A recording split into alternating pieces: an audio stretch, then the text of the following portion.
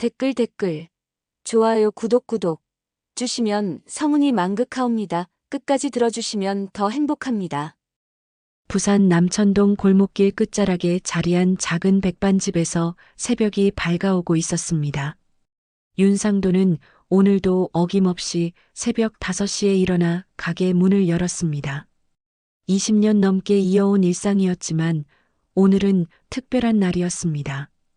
707 특임단 소속인 딸 윤소령이 긴 훈련을 마치고 오랜만에 휴가를 나왔습니다. 가게 입구에는 어머니의 손글씨가 새겨진 간판이 걸려 있었습니다. 윤신의 백반집이라고 정성스럽게 쓰인 글씨는 2년 전 암으로 돌아가신 아내의 마지막 흔적이었죠. 세월이 흘러 페인트가 벗겨지고 나무가 낡았지만 윤상도에게는 세상에서 가장 소중한 보물이었습니다.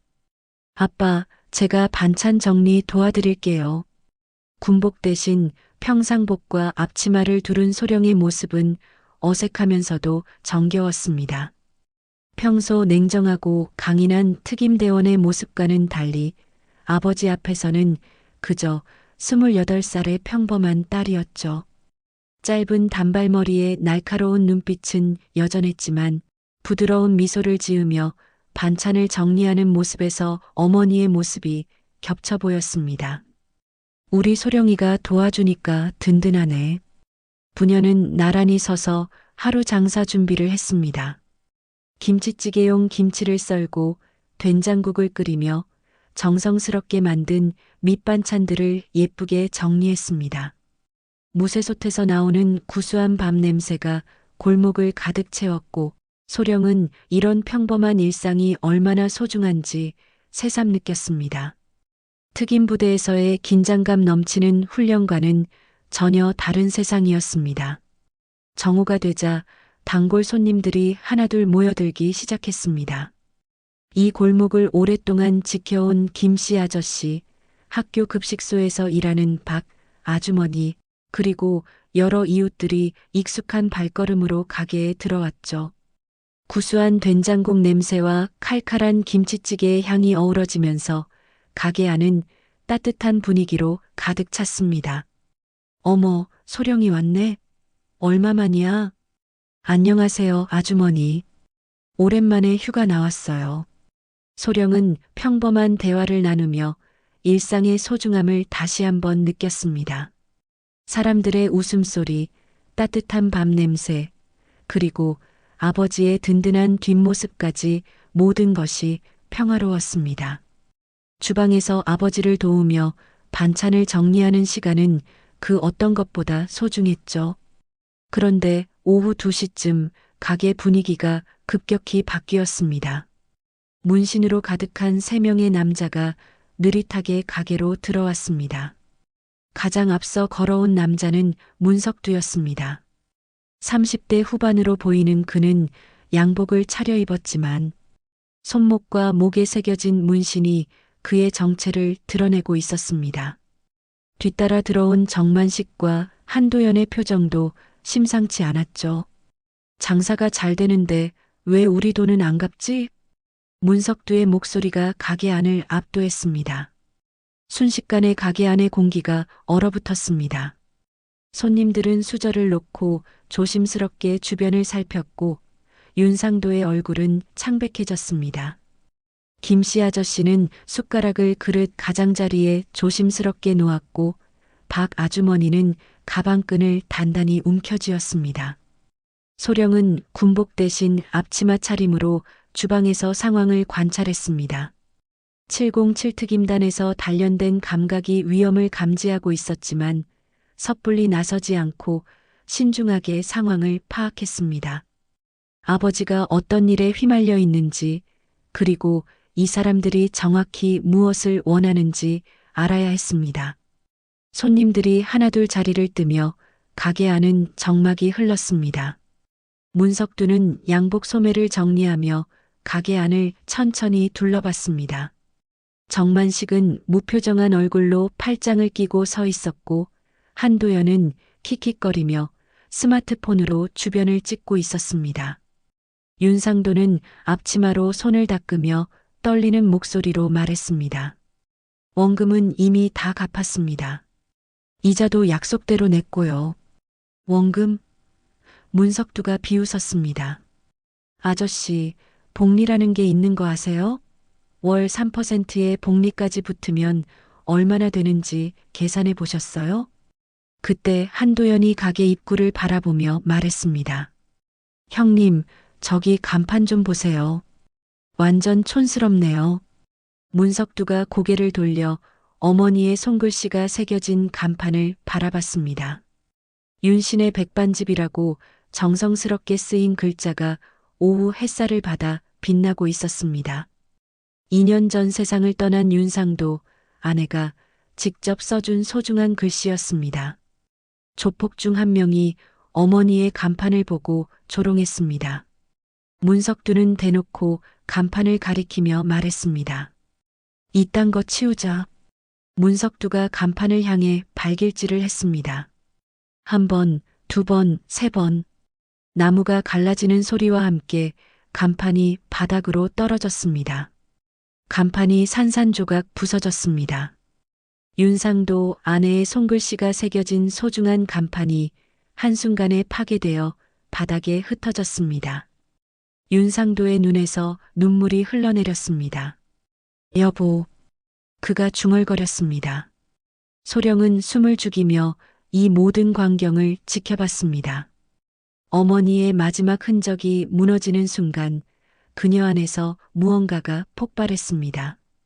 주방에서 조용히 걸어 나온 소령이 앞치마를 벗고 조용히 걸어 나갔습니다. 소령은 무릎을 꿇는 듯한 태도로 문석두에게 다가갔습니다.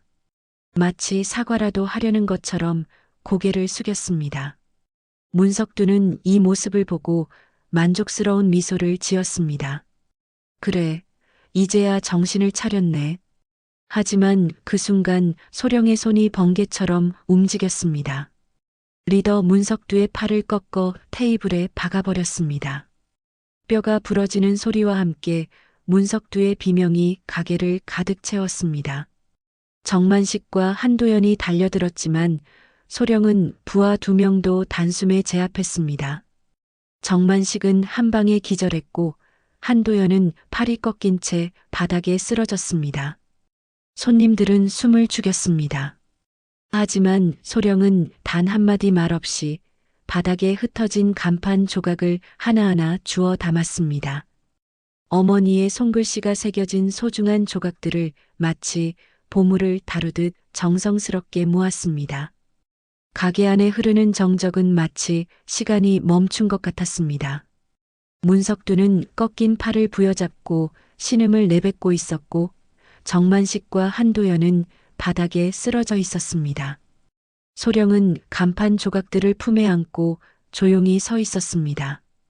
윤상도는 딸의 모습을 믿을 수 없다는 표정으로 바라봤습니다. 평소 조용하고 차분했던 딸이 순식간에 3명의 조폭을 제압하는 모습은 충격적이었습니다.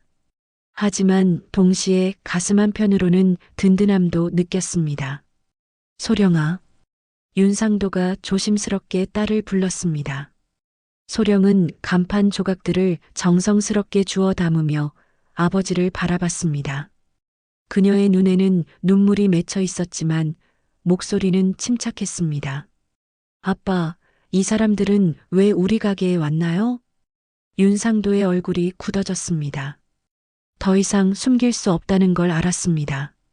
그는 깊은 한숨을 내쉬며 딸에게 그동안 감춰왔던 진실을 털어놓기 시작했습니다. 엄마가 아프기 시작했을 때 말이야. 윤상도의 목소리가 떨렸습니다. 병원비가 너무 많이 들었어. 보험으로 커버가 안 되는 치료비며 간병비며 할 수 없이 급전이 필요했지. 소령은 간판 조각을 품에 안고 아버지의 이야기를 들었습니다. 그제서야 왜 아버지가 최근 들어 말수가 줄어들었는지, 왜 밤마다 한숨을 쉬셨는지 이해할 수 있었습니다.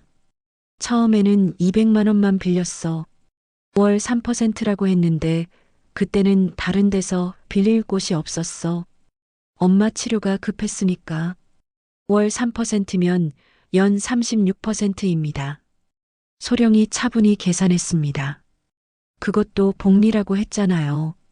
이건 출자법 위반이에요. 그래, 나도 알아. 하지만 그때는 선택의 여지가 없었어. 윤상도가 고개를 떨궜습니다. 원금은 벌써 다 갚았어. 이자도 제대로 냈고. 그런데 저놈들이 복리니 뭐니 하면서 계속 돈을 요구하는 거야. 바닥에 쓰러져 있던 문석두가 힘겹게 일어나며 말했습니다. 계약서에 다 나와 있잖아. 우리가 손해본 게 얼마인데. 소령의 눈빛이 차갑게 변했습니다. 손해요? 불법 고리대금업으로 얻은 수익을 손해라고 하시는 건가요? 윤상도는 딸의 모습을 보며 마음이 복잡했습니다. 든든하면서도 걱정스러웠습니다. 소령아, 너까지 이 일에 휘말리게 하고 싶지 않아. 아빠가 알아서 할 테니까. 아니에요. 소령이 단호하게 말했습니다. 이젠 제가 지켜야 할 것들을 지키겠습니다. 그녀는 바닥에 흩어진 간판 조각들을 바라보며 말을 이었습니다. 엄마의 손글씨가 새겨진 이 간판처럼 우리 가족이 지켜온 모든 것들을 더 이상 누구에게도 짓밟히게 둘 수 없어요. 소령의 목소리에는 확고한 의지가 담겨 있었습니다. 707특임단에서 단련된 그녀의 정신력이 온전히 드러나는 순간이었습니다. 하지만 이 사람들이 가만히 있을까? 윤상도가 걱정스럽게 물었습니다. 괜찮습니다. 소령이 아버지의 손을 잡으며 말했습니다. 제가 다 계획이 있어요. 끝까지 가야죠. 문석두가 꺾인 팔을 부여잡고 일어서며 으르렁거렸습니다. 이 일 이렇게 끝날 줄 알아? 우리가 누군지 알아? 밤이 되자 백반집 주변은 평소와는 다른 분위기로 변했습니다. 어둠 속에서 검은 SUV 2대가 골목 입구에 나타났습니다. 차량에서 내린 사람들의 발걸음 소리가 조용한 골목에 울려 퍼졌습니다. 문석두가 팔에 깁스를 한 채로 5명의 조직원과 함께 백반집으로 향했습니다. 오후에 당한 굴욕을 갚기 위해 복수하러 온 것이었습니다. 그들의 손에는 강목과 쇠파이프가 들려 있었습니다. 오늘로 이 가게 끝장내자. 문석두가 이를 갈며 말했습니다. 가게 안에서는 윤상도와 소령이 저녁 정리를 마치고 있었습니다. 소령은 창문 너머로 접근하는 그림자들을 발견했습니다. 그녀의 특임대원 감각이 즉시 위험을 감지했습니다. 아빠, 뒷문으로 나가세요. 소령이 차분하게 말했습니다. 소령아, 너 혼자서는 괜찮아요. 제가 다 준비했습니다. 소령은 주머니에서 휴대폰을 꺼내 미리 저장해둔 번호로 전화를 걸었습니다. 전화 너머로 익숙한 목소리가 들려왔습니다. 이민아 경사입니다. 경사님, 윤소령입니다. 707특임단 소속이고요. 지금 상황이 급합니다. 이민아 경사는 군대 시절 소령과 연결점이 있었던 인물이었습니다. 민관 협력 작전에서 함께 일했던 경험이 있어 서로를 신뢰하고 있었습니다. 무슨 일입니까? 청룡파 조직원들이 우리 가게로 오고 있습니다.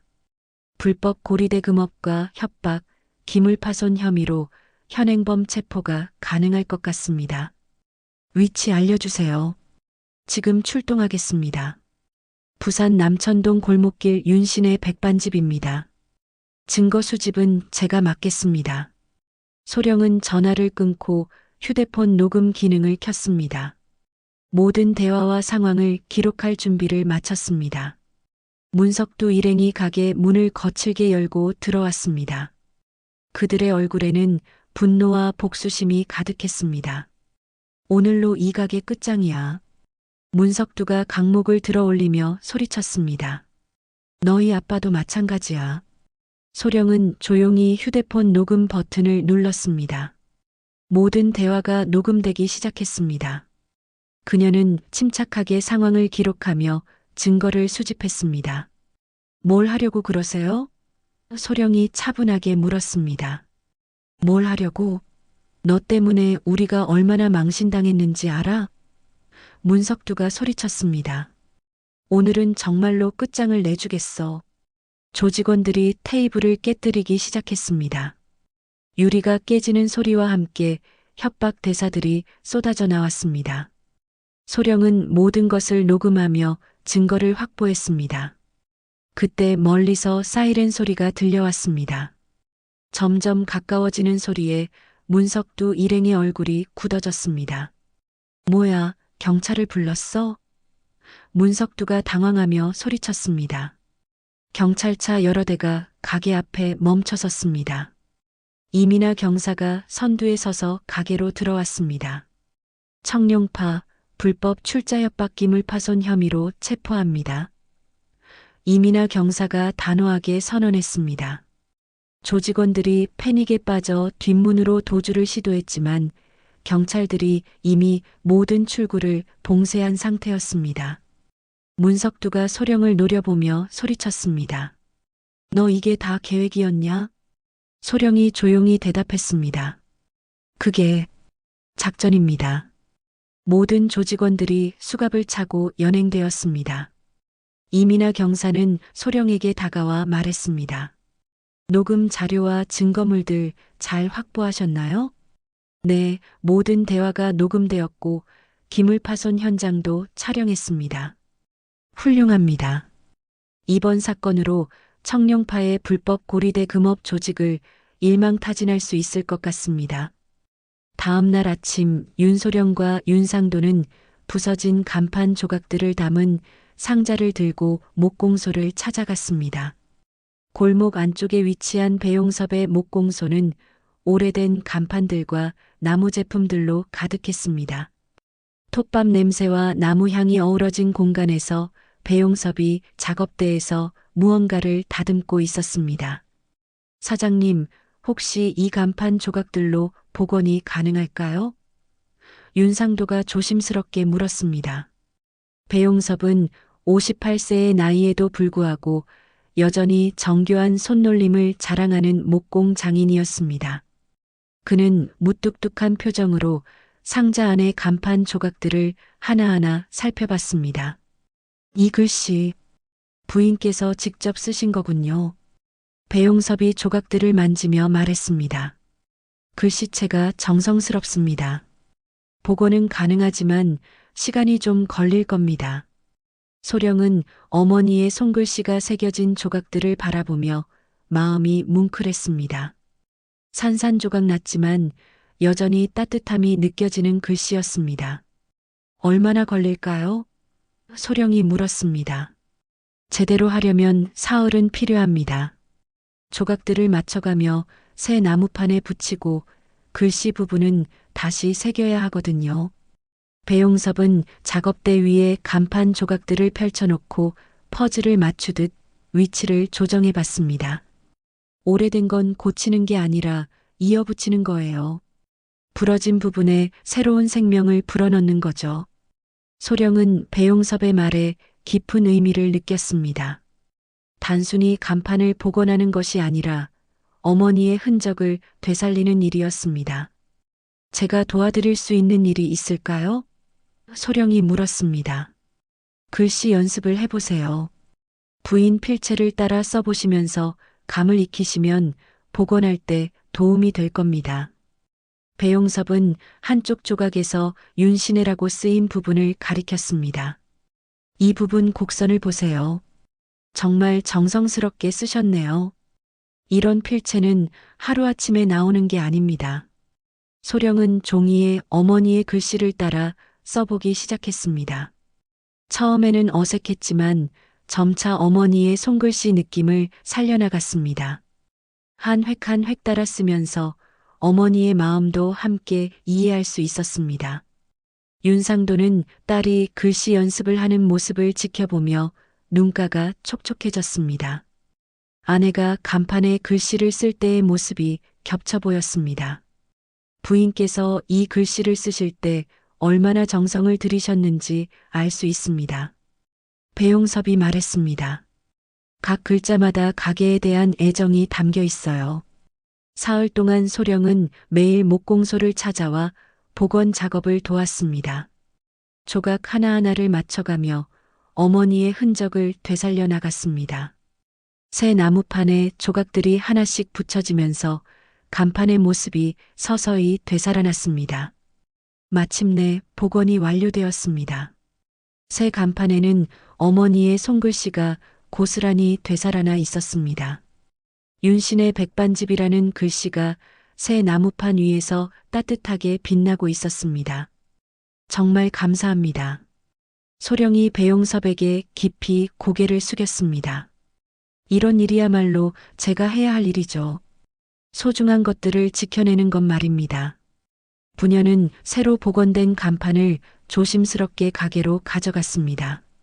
간판을 원래 자리에 걸면서 윤상도의 눈에서 눈물이 흘러내렸습니다. 여보, 우리 간판이 다시 돌아왔어요. 그가 중얼거렸습니다. 소령도 간판을 바라보며 마음이 벅찼습니다. 어머니의 흔적이 다시 제자리를 찾은 것 같았습니다. 새 간판이 걸린 백반집에 햇살이 따뜻하게 비쳐들었습니다. 오전 10시쯤부터 단골 손님들이 하나둘 모여들기 시작했습니다. 며칠 전 벌어진 사건 이후 처음으로 가게가 정상적으로 운영되는 날이었습니다. 어머, 간판이 새 것 같네요. 학교 급식소에서 일하는 박 아주머니가 가게에 들어서며 말했습니다. 네, 새로 만들었어요. 소령이 미소를 지으며 대답했습니다. 김씨 아저씨가 평소 자리에 앉으며 궁금한 표정을 지었습니다. 그런데 며칠 전에 무슨 일이 있었다던데 경찰차도 여러 대 왔다고 하고 윤상도가 김치찌개를 내오며 조심스럽게 대답했습니다. 별일 아니었어요. 그냥 좀 시끄러웠을 뿐입니다. 하지만 단골 손님들의 시선은 자꾸 소령에게 향했습니다. 며칠 전 사건에 대한 소문이 골목에 퍼져 있었습니다. 조폭들이 와서 난동을 부렸다가 한순간에 제압당했다는 이야기였습니다. 혹시 정말로 707 특임단이세요? 단골 손님 중 한 명이 조심스럽게 물었습니다. 소령은 잠시 망설이다가 솔직하게 대답했습니다. 네, 맞습니다. 하지만 지금은 그냥 백반집 알바예요. 아빠 딸이죠. 손님들이 감탄하며 서로 수군거렸습니다. 하지만 소령의 겸손한 태도에 더욱 호감을 느꼈습니다. 와, 진짜 특임대원이 우리 동네에 있었다니. 그래서 그렇게 든든해 보였구나. 소령은 평범하게 반찬을 나르고 테이블을 닦으며 일상을 이어갔습니다. 특별한 것은 없었습니다. 그저 아버지를 도우며 손님들을 맞이하는 평범한 딸의 모습이었습니다. 점심시간이 되자 가게는 활기로 가득 찼습니다. 구수한 된장국 냄새와 칼칼한 김치찌개의 향이 어우러지면서 따뜻한 분위기를 만들어냈습니다. 새로 걸린 간판도 햇살을 받아 더욱 빛나 보였습니다. 아버지, 오늘 장사 잘 되네요. 소령이 윤상도에게 말했습니다. 그래, 오랜만에 이렇게 평화롭구나. 윤상도가 만족스러운 표정으로 대답했습니다. 오후가 되자 가게는 다시 한적해졌습니다. 부녀는 설거지를 하며 이런저런 이야기를 나눴습니다. 평범한 일상이었지만 며칠 전과는 전혀 다른 기분이었습니다. 더 이상 누군가를 두려워할 필요가 없었습니다. 소령아, 정말 고맙다. 윤상도가 진심을 담아 말했습니다. 모료 당연한 일을 했을 뿐이에요. 이민아 경사가 가게를 찾아왔습니다. 그는 소령에게 사건 처리 결과를 알려주었습니다. 문석두 일당은 모두 구속 기소되었습니다. 불법 고리대금업과 협박, 기물파손까지 여러 혐의가 적용되어서 상당한 형량을 받을 것 같습니다. 다행이네요. 소령이 안도의 표정을 지었습니다. 그리고 녹음 자료 덕분에 청룡파 조직 전체를 수사할 수 있게 되었습니다. 정말 큰 도움이 되었어요.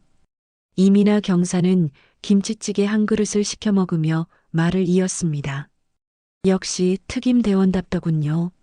상황 판단력이나 대처 능력이 정말 뛰어났습니다.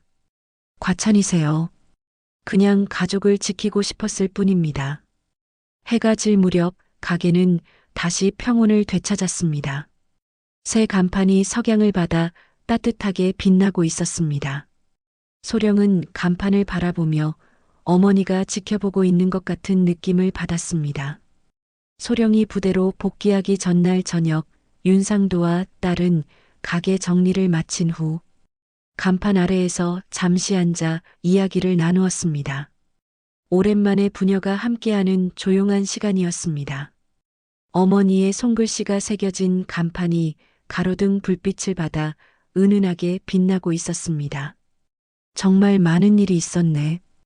윤상도가 감회 깊은 표정으로 말했습니다. 네, 하지만 모든 게 잘 해결되었어요. 소령이 아버지의 손을 잡으며 대답했습니다. 며칠 전까지만 해도 조폭들의 협박에 시달리며 불안해하던 윤상도의 얼굴에는 이제 평안함이 자리하고 있었습니다. 빚 문제도 해결되었고 가게도 예전처럼 평화를 되찾았습니다. 소령아, 내가 아니었다면 어떻게 되었을지 모르겠어. 윤상도가 진심을 담아 말했습니다. 아빠가 혼자서도 충분히 잘하셨을 거예요. 저는 그냥 조금 도와드린 것뿐입니다. 소령은 간판을 바라보며 혼잣말처럼 중얼거렸습니다. 엄마, 제가 지켜냈어요. 다시는 무너지지 않게 할게요. 윤상도는 딸의 말을 들으며 가슴이 뭉클했습니다. 아내가 세상을 떠난 후 혼자 감당해야 했던 모든 무게를 딸이 함께 나눠 가져준 것 같았습니다. 다음 날 아침 소령은 군복을 차려입고 부대로 복귀 준비를 했습니다. 며칠간의 휴가가 끝나고 다시 특임 대원으로서의 일상으로 돌아가야 했습니다. 아빠, 제가 없어도 걱정하지 마세요. 이제 모든 게 해결되었으니까요. 그래, 우리 소령이 덕분에 마음이 편해졌어. 버스 정류장에서 작별 인사를 나누며 윤상도는 딸을 꼭 안아주었습니다. 며칠 전 위기 상황에서 가족을 지켜준 딸에 대한 고마움과 자랑스러움이 가슴 깊이 남아 있었습니다. 부대로 돌아온 소령을 동료들이 반갑게 맞아주었습니다. 함께 훈련받던 대원들이 휴가는 어땠는지 궁금해했습니다. 휴가 어땠어? 소령의 동료가 물었습니다. 소령은 잠시 생각에 잠겼습니다. 며칠간의 휴가 동안 겪었던 모든 일들이 머릿속을 스쳐 지나갔습니다. 조폭들과의 대치, 간판이 부서졌던 순간, 그리고 가족을 지켜낸 뿌듯함까지 모든 것이 생생했습니다. 정말 소중했어. 소령이 진심을 담아 대답했습니다. 지켜야 할 것을 지키는 게 내가 배운 진짜 특임이야. 동료는 소령의 표정에서 뭔가 특별한 경험을 했다는 것을 느꼈지만 더 자세히 묻지는 않았습니다. 대신 미소를 지으며 말했습니다. 그럼 이제 다시 훈련에 집중해야겠네. 물론이지. 더 강해져야 할 이유가 생겼거든. 소령은 훈련장으로 향하며 마음속으로 다짐했습니다. 앞으로도 계속 가족을 지킬 수 있는 힘을 기르겠다고, 그리고 정의로운 일을 하는 특임 대원이 되겠다고 말입니다. 같은 시각 부산의 백반집에서는 윤상도가 평소처럼 하루를 시작하고 있었습니다. 아내의 손글씨가 새겨진 간판이 아침 햇살을 받아 따뜻하게 빛나고 있었습니다. 이제는 아무런 걱정 없이 장사에 집중할 수 있었습니다. 단골 손님들이 하나둘 들어오며 평범한 하루가 시작되었습니다. 모든 것이 예전처럼 평화롭고 따뜻했습니다. 백반집은 오히려 더 많은 손님들로 북적였습니다. 소령의 용기 있는 행동이 입소문을 타면서 동네 사람들이 더욱 친근하게 가게를 찾아왔습니다. 하지만 윤상도에게 가장 소중한 것은 조용하고 평범한 일상이었습니다. 오후 3시쯤 가게가 한적해진 시간에 윤상도는 간판을 올려다보며 혼잣말을 했습니다. 여보, 우리 소령이가 정말 훌륭하게 자랐어요. 당신이 보고 싶어 하던 모습으로 말이에요. 간판 속 아내의 손글씨는 마치 대답하는 것처럼 따뜻하게 빛났습니다. 바람에 살짝 흔들리는 간판을 보며 윤상도는 아내가 여전히 곁에 있다는 느낌을 받았습니다. 저녁 무렵 단골 손님인 김씨 아저씨가 들어와 평소 자리에 앉았습니다. 사장님, 요즘 정말 편해 보이세요. 그렇죠? 오랜만에 마음 편히 장사할 수 있게 되었어요. 따님이 정말 대단하더군요. 역시 특임대원은 다르네요. 윤상도는 자랑스러운 미소를 지었습니다. 딸에 대한 이야기가 나올 때마다 가슴이 뿌듯했습니다. 같은 시각 군부대에서 훈련을 마친 소령은 동료들과 함께 저녁을 먹고 있었습니다. 강도 높은 훈련이었지만 예전보다 더 집중할 수 있었습니다. 지켜야 할 소중한 것들이 있다는 확신이 그녀를 더욱 강하게 만들었습니다. 윤소령, 요즘 훈련 집중도가 더 높아진 것 같은데? 교관이 물었습니다. 네, 목표가 더 명확해졌습니다. 어떤 목표 말인가? 정의로운 일을 하는 군인이 되는 것입니다. 그리고 소중한 사람들을 지킬 수 있는 힘을 기르는 것이고요. 교관은 소령의 진지한 표정을 보며 만족스럽게 고개를 끄덕였습니다. 해가 지면서 백반집도 하루 영업을 마무리했습니다. 윤상도는 마지막 설거지를 마치고 간판을 다시 한번 바라봤습니다. 복구된 간판에는 아내의 사랑과 딸의 용기가 모두 담겨 있었습니다. 내일도 좋은 하루가 될 거야. 윤상도가 혼잣말로 중얼거렸습니다. 부산의 작은 골목에서 벌어진 이 이야기는 단순한 복수극이 아니었습니다. 가족을 지키려는 딸의 마음, 어머니의 유품을 복원하는 과정, 그리고 평범한 일상의 소중함을 깨닫는 여정이었습니다. 강함이란 주먹의 힘이 아니라 사랑하는 사람을 위해 행동할 수 있는 용기라는 것을 보여준 이야기였습니다. 몇 달 후 소령이 다시 휴가를 나왔을 때 부녀는 간판 아래에서 함께 사진을 찍었습니다. 어머니의 손글씨가 새겨진 간판과 함께 찍은 그 사진은 이들에게 가장 소중한 추억이 되었습니다. 이제 정말로 모든 게 제자리를 찾은 것 같아요. 소령이 말했습니다. 그래, 우리 가족이 다시 완전해진 기분이야. 윤신의 백반집은 오늘도 따뜻한 밥과 정성스러운 반찬으로 동네 사람들을 맞이하고 있습니다. 어머니의 손글씨가 새겨진 간판은 이 가족의 사랑과 인내를 증명하는 소중한 증거로 영원히 그 자리를 지킬 것입니다.